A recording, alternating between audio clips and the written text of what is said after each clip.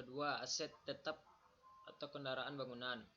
Ketiga, aset tidak berwujud atau goodwill, hak cipta, paten. 2. Kewajiban atau liabilitas. Kewajiban atau biasa disebut dengan istilah liabilitas adalah sejumlah dana yang perusahaan pinjam dari pihak lain atau kreditur dan harus dilunasi sesuai waktu yang sudah disepakati. Bentuk kewajiban yang umum adalah utang. Berikut beberapa contoh dari akun kewajiban yang paling umum, yaitu utang jangka pendek, utang dagang, utang bank, utang gaji, utang pajak. Yang kedua, utang jangka panjang, contohnya utang obligasi. Ketiga, ekuitas. Ekuitas merupakan bagian dari aset perusahaan yang dimiliki oleh pemegang saham atau pihak ketiga. Pemilik dapat meningkatkan bagian kepemilikan mereka dengan menginvestasikan dana kepada perusahaan atau mengurangi ekuitas dengan menarik dana perusahaan atau pref.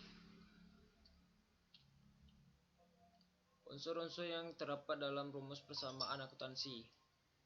Yang pertama, aset. Aset merupakan hal yang kita miliki. Kepemilikan ini bisa berupa sumber daya yang dimiliki oleh sebuah perusahaan, yang mana perusahaan tersebut mendapatkan aset dari pembelian dan juga dari banyak jalan lain. Yang kedua, hutang.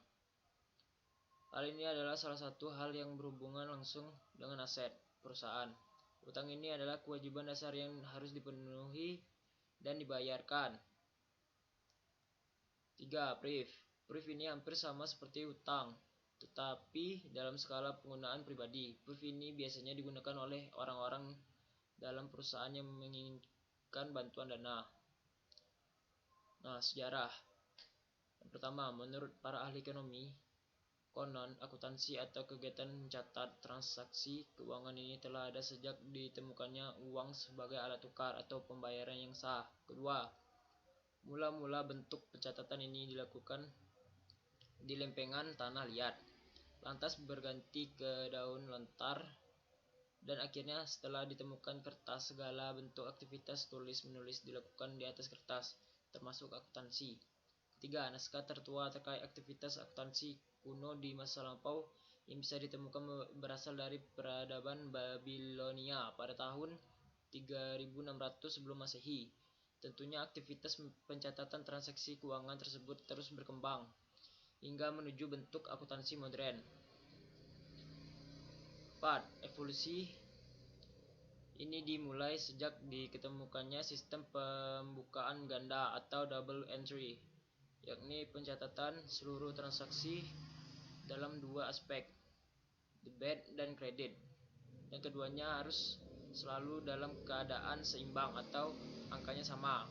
Kelima, evolusi tersebut diprakarsai oleh pedagang-pedagang Venesia yang merupakan pedagang cerdas pada waktu itu.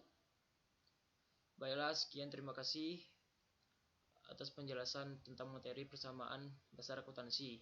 Lebih dan kurang saya tutup. Wabillahi taufiq wal hidayah. Wassalamualaikum warahmatullahi wabarakatuh.